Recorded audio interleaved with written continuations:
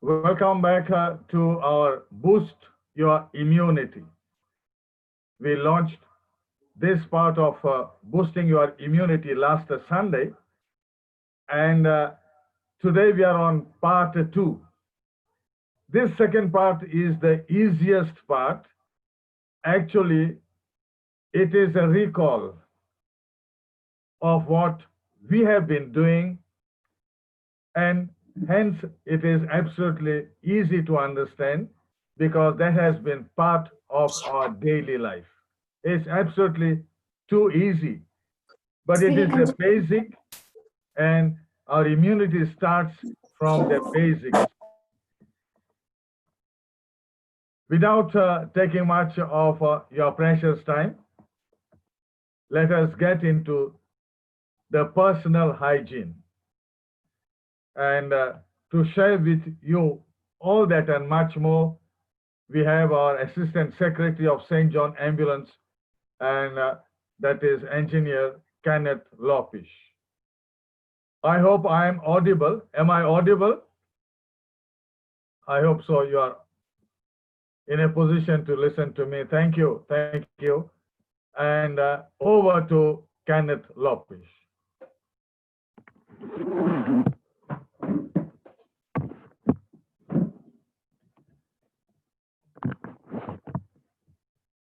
Good evening and a very warm welcome to each and every one of you.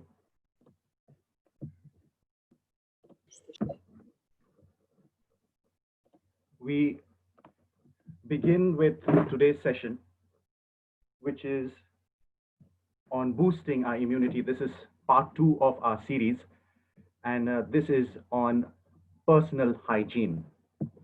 So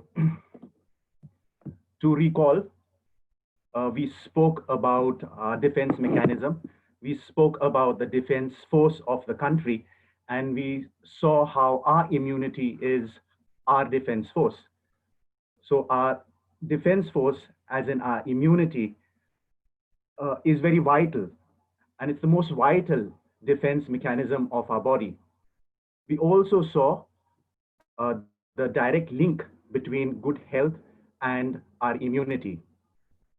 The stronger the defense forces of a country, the lesser chances of intruders entering in.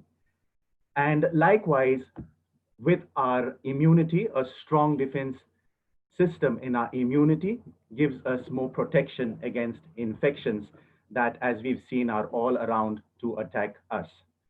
We also looked at the direct link between our health and immunity. Now, we also looked at how, on the other side, a weak immune system could make us prone to frequent colds, recurring infections, sinus infections, slow wound healing, causing anemia, lethargy, and fatigue.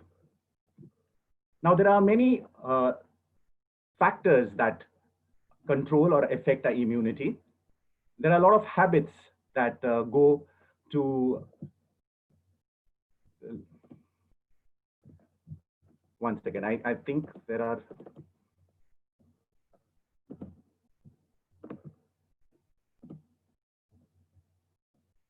Okay, there are a few participants who have raised their hands. So I was just trying to wonder if I'm audible or I'm not, or what is the reason.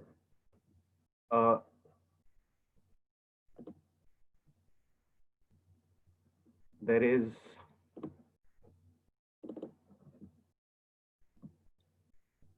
Okay, this is just to tell me that I'm audible. Thank you very much. Okay, so we carry on. So we need to understand that there are many factors that play a role in our immunity. And what we are talking about today is personal hygiene. So personal hygiene is one of the factors which affects our immunity. And when we talk about personal hygiene, basically it's our neglecting of personal hygiene. And personal hygiene has a very big role to play in our immunity. Now, what is personal hygiene? So personal hygiene is the collection of practices a person habitually performs to maintain good health. So these are basically our good habits. And we've spoken about in our series on health food, and Bible, we've looked at how our habits, we need to cultivate good habits. So these are our good habits uh, as far as hygiene goes. And hygiene not only plays a very important role in looking and feeling physically well, but it plays an important role in a feel good factor. So that is our emotional wellness. When we speak about wellness and when we have spoken about wellness in the past, we've seen that there are many elements to wellness. Emotional wellness is also a very important part of overall wellness.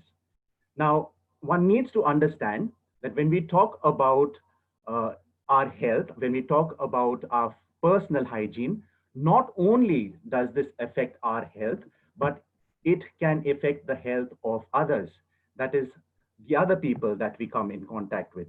And for this reason, at the time of this COVID-19 pandemic, there is so much importance given to social distancing, a wearing of a face mask, and the like. Now, Yeah. all live in our homes. We all live They in rooms, and there are certain surfaces that we touch on a very regular basis. Such surfaces are known as high touch surfaces, and we have classified about 10 of them over here. This is not a comprehensive list, but surfaces such as doors, doorknobs, tables, keyboards, cabinet handles, mobile phones, laptops, remote controls, sink faucets, laundry baskets. These would be some of the high touch surfaces. Can I request all the participants to just mute their microphones?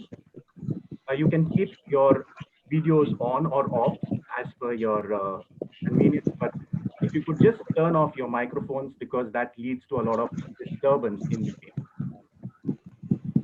Kate, if you could look into, please. Okay, so when we talk about these high touch surfaces, we look even at our offices. These would be the surfaces that we come across, we touch a lot of times. And an interesting fact over here is our cell phones. When we look at our cell phones, and today our cell phones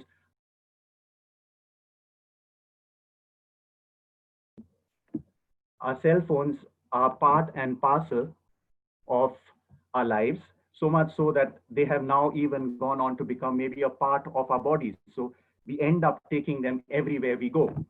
Uh, some of the recent toilet roll dispensers are now being sold with a provision for keeping the mobile phone on them. So this is the level that we've got to with our cell phones. And we need to understand that our cell phones have 18 times more bacteria than what is present in a public bathroom, 3 times more bacteria than what is there on a doorknob. 94.5% of a cell phone is contaminated. And I was trying to figure out what the remaining percentage is. Maybe it's the battery which is inside, which is not normally accessed by us. So if we break up the surface of a cell phone, we'll find that per square inch, there are about 25,000 germs on them. And we know that 30% of bacteria which is found on surfaces gets on our hands, and we keep our phones in close proximity to our faces. So this we need to be wary about. We come to dirty money, and this is money, dirty money in the literal sense. So research says that 100% of Indian currency, which is handled at marketplaces, milk parlors, pawn shops, petrol bunks, shoemakers, beggars, are contaminated with dangerous bacteria. And these are the bacteria which cause diseases like tuberculosis, tonsillitis, peptic ulcers, throat infections, genital tract diseases, hepatitis C. And one might think this is an India specific problem, but if you look at 90% of South African banknotes, which were circulated during 1997, were contaminated with either bacteria or fungi. When we look at the United States, 36,000 Americans die each year from flu-related causes. And among them, 10% of people receive the flu from paper currency. 92% of USA currency notes have traces of cocaine, which are the source for hepatitis C. So this is basically down to poor handling. And the contamination occurs because of nasal secretions and aerosols which are generated by sneezing and coughing, touching of private regions. And this is how the bacteria are then transferred to the notes and from the notes to us. Thankfully, nowadays, most of the banks and commercial establishments which handle money have paper counting machines. But still, this hasn't stopped a lot of people from using the tried and tested. In this case, it would be the tried and tasted method of using their own saliva to count money notes. So by doing so, we not only risk ourselves from taking in more pathogens, but we also transmit a lot of what we carry to the notes. One also needs to look at this practice of maybe flipping pages by using saliva. And often it is seen among children. So things that maybe we need to be a little aware of. Now, this bacteria also transfers through open cuts or wounds, which are there while we handle money. And what we sometimes don't look at is coins. So coins being metallic surfaces have a much higher number of bacteria, have higher number of pathogens, which is available or which are settled on them. Another practice that we come on is where this money is stored to keep it safe. Many a times we find people keeping this money or storing this money in private regions. So these areas are areas which sweat a lot. There would be a lot of moisture over there and body heat, which would generate more moisture and sweating. And it is this which helps bacteria grow even more. What is the solution? The solution is to wash. And when we look at wash, wash is water, sanitation, and hygiene. This is the acronym for WASH.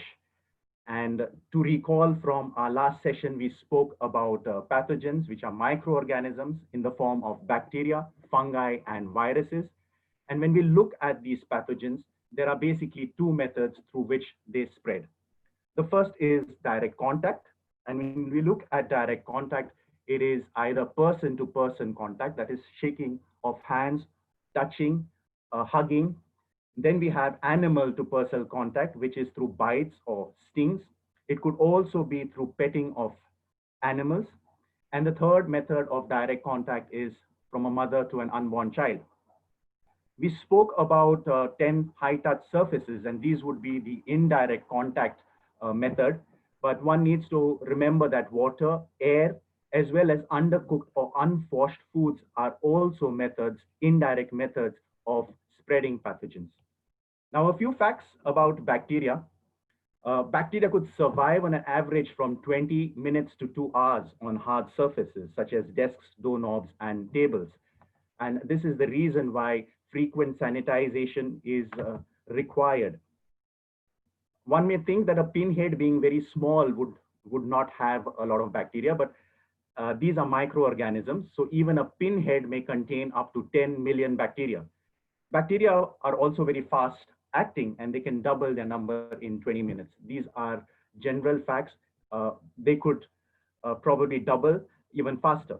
Now, we need not be worried, and we need not be worried because we know there is a solution to this problem, and that is God given to us. God has given us water, and we can wash our hands, and by a good wash, we can eliminate a lot of these germs. Now, when we look at our hands, remember that wet hands spread more bacteria, while dry hands would spread less.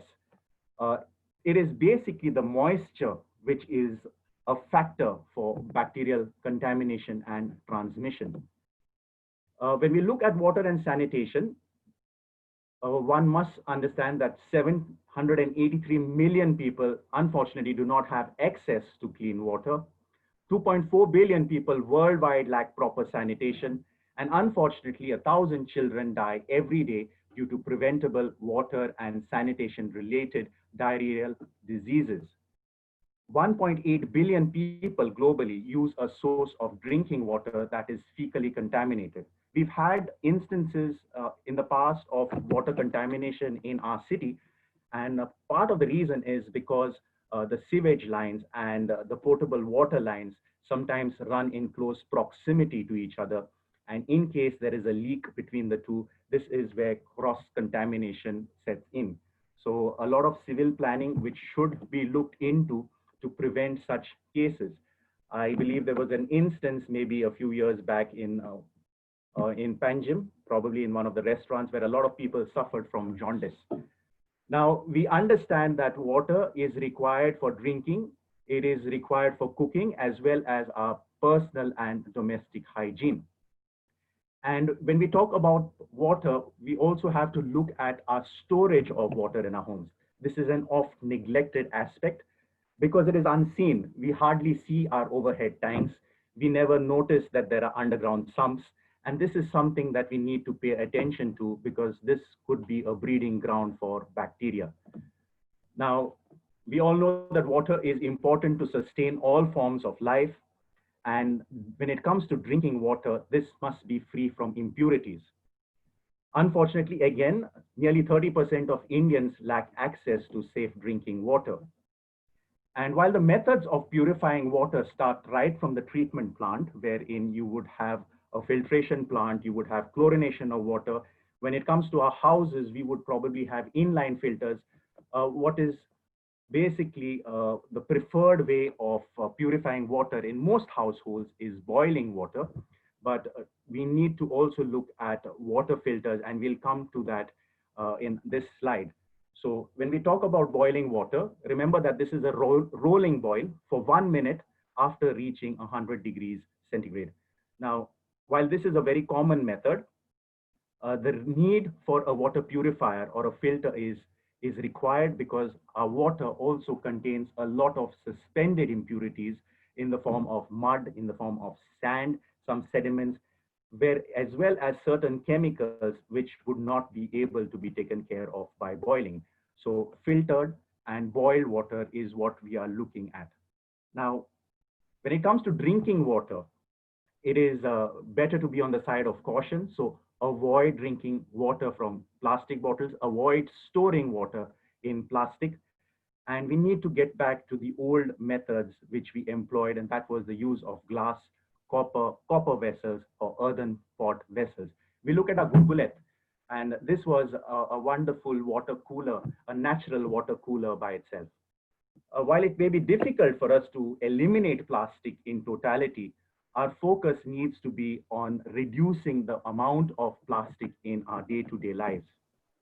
We come to solid waste management, and this is also very important because proper waste management is very important to prevent spread of diseases. Now, also important to look at our garbage. So separation of dry and wet garbage is very important.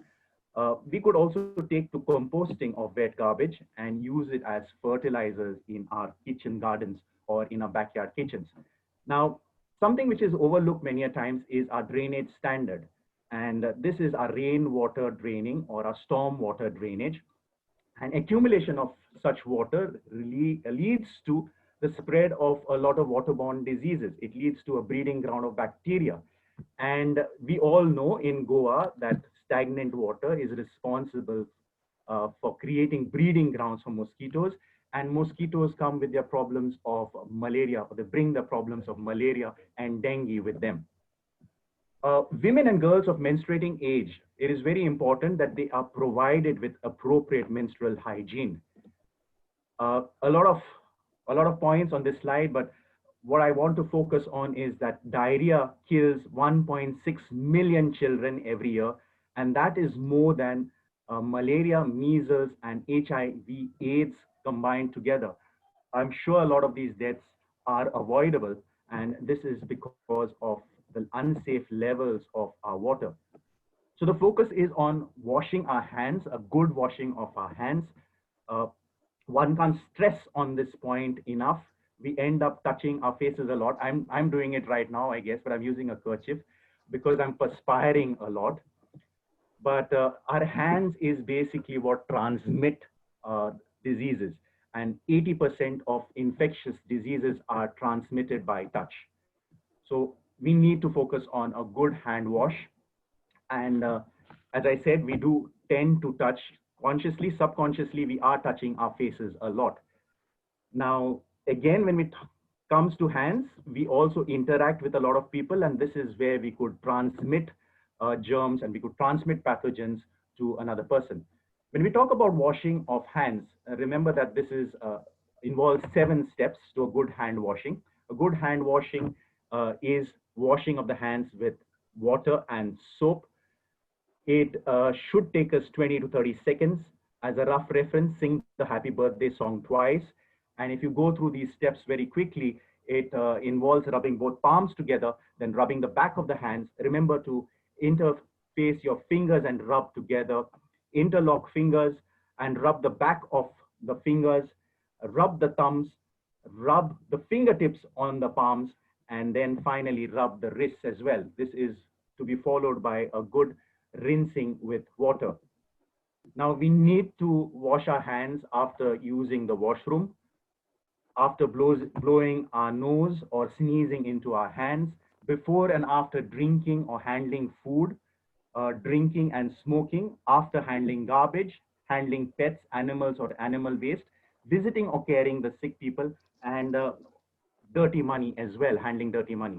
There may be occasions where we may not have access to water and soap, and in such cases, a sanitizer, a good sanitizer which contains 70% ethyl alcohol comes in handy. However, remember with sanitizers, you do tend to dry your skin, and in such cases, it is advisable to use a moisturizer. We are moving away from shaking hands to the namaste, and then we come to total body cleanliness, which is typically accomplished by taking frequent baths and showers. Now, while there are many methods and there are many products in the industry which one could utilize while taking such showers, the basic is soap and water. And not only does this wash away the bacteria, wash away the sweat, wash away the dirt and the grime, it also enforces overall skin health. It helps in our skin breathing well, and it also, as spoken earlier, has an important element of emotional wellness to it. So soap, as I said, is very important. We come to oral hygiene. And when we talk of oral hygiene, for most of us, it involves a good brushing of the teeth. But one must understand that oral hygiene also involves flossing, and teeth should be ideally brushed twice and flossed once each day. Now, a good brushing of the teeth should take you about 2 minutes. And remember that you only need a peanut size of toothpaste while brushing. And remember to change your brush at the first sign of the turning of the bristles. Tongue scraping is also something that we need to look at. And one can use a tongue scraper, or a number of the toothbrushes nowadays also on the reverse side have provisions where you can scrape your tongue. Now, these bacteria which are found on the tongue are responsible for the bad odor that we have many a times in our breath. We all sneeze. We all have occasions where we catch a cold. And at such times, tissues can help prevent the spread of germs. However, do remember to dispose the tissues off responsibly. And in case you do not have a tissue, you do not have a kerchief, remember to cover your coughs and sneezes by blowing or coughing into the crook of your elbow. Coughs and sneezes expel a lot of droplets. Coughs expel up to 3,000 droplets of saliva. And not only do these droplets of saliva travel at a very fast speed, you can see it's 50 miles per hour, but they travel a great distance as well. Sneezing would be 2.5 to 4 meters. Coughing, the droplets could travel up to 1.5 meters.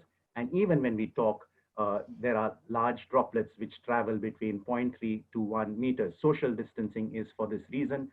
Wearing a good face mask is for such reasons.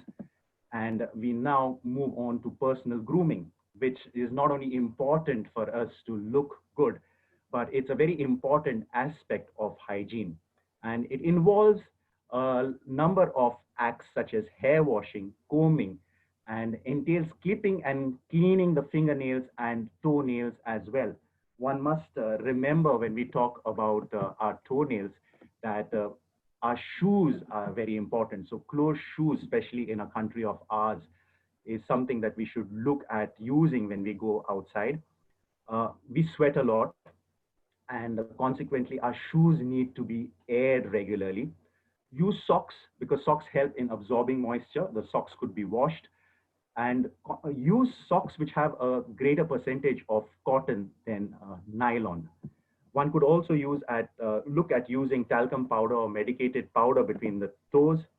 Uh, Laundry needs to be changed. We need to get out of our clothes, our dirty clothes once we get in. Uh, Wash them well, dry them in sunlight. It's a good way to kill a lot of the bacteria. And as I come to the end of this talk, I'd like to take you back in time to an incident which took place in the year 1878. So this is an incident which took place on the River Thames. And unfortunately, the boat that you see on the screen right now, Princess Alice, had a mid-river collision. And the collision was with a collier. A collier is a ship which in those days was used to transport coal. And around 600 to 700 people lost their lives in this unfortunate accident. While most of you would think that the deaths were because of drowning, I'm sure many of them did drown, but a vast majority of these people lost their lives because the River Thames at that point of time was very polluted. Sewage, industrial waste was dumped into this river. The river was basically dead of all sea life. There was virtually no oxygen in it.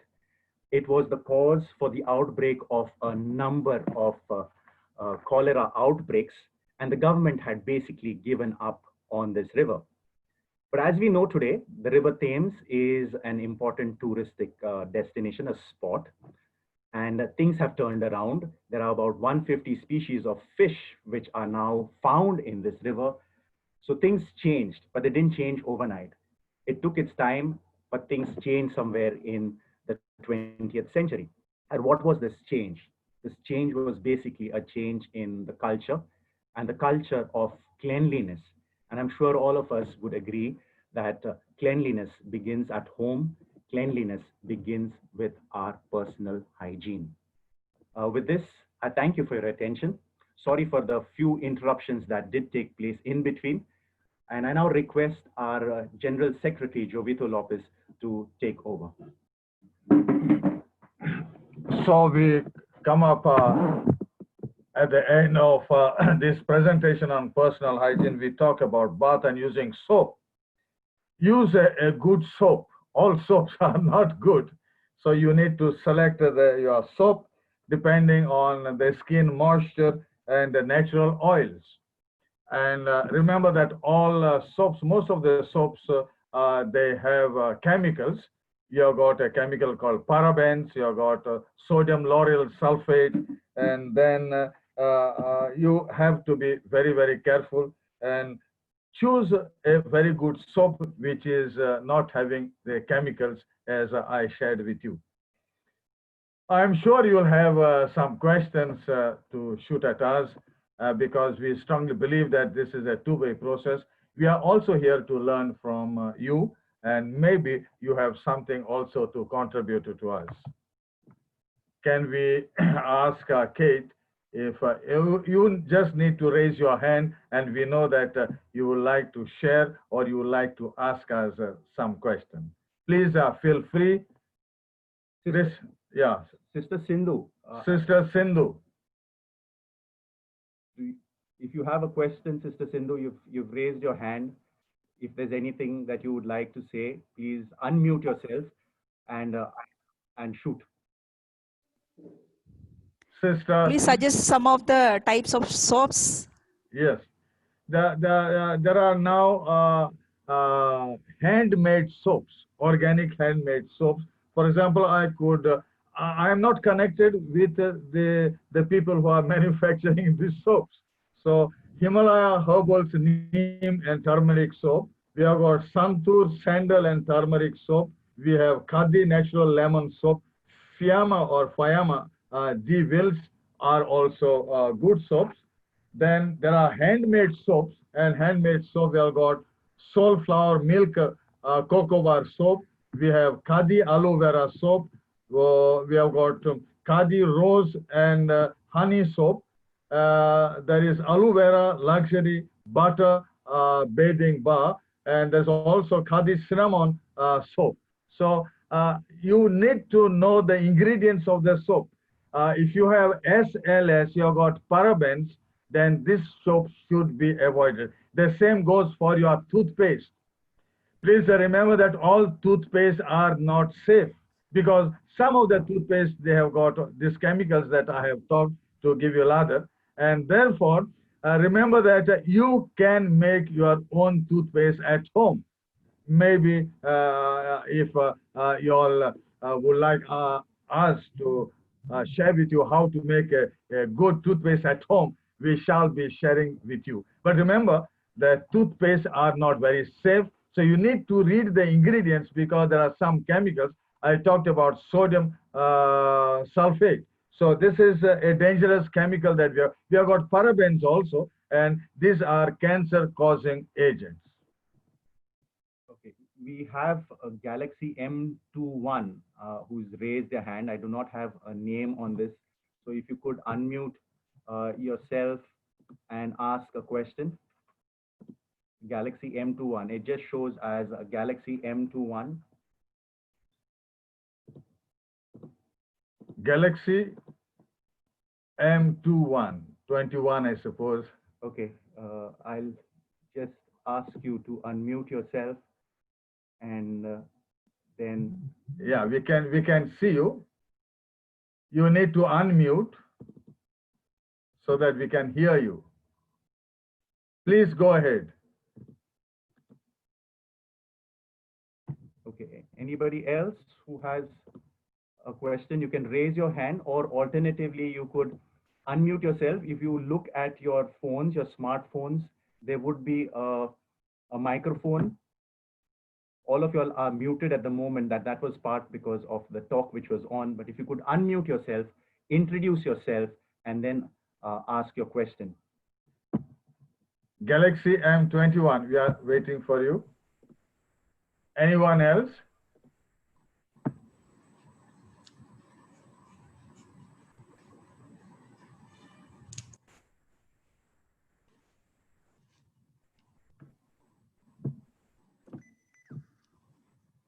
So if there are no questions, our next third session will be again the continuation of Boost Your Immunity.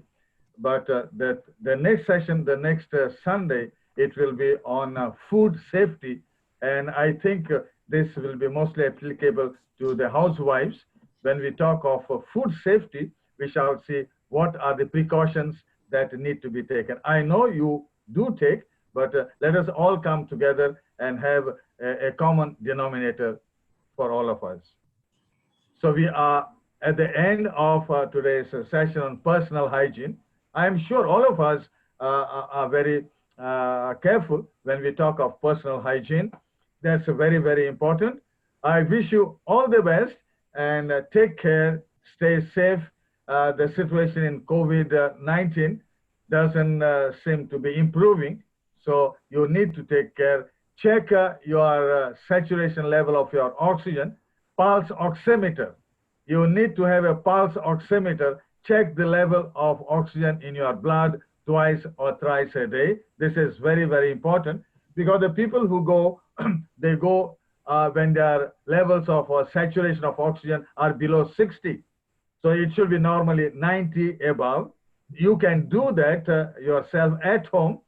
The pulse oximeters, they will cost between 1,000 or 2,000 rupees. Then keeping a safe distance and personal hygiene. No shaking of hands as of now. Thank you very much for being with us. We wish you the best for the new week. And if you have got any suggestions, there are two mobile numbers, and you can WhatsApp and let us know.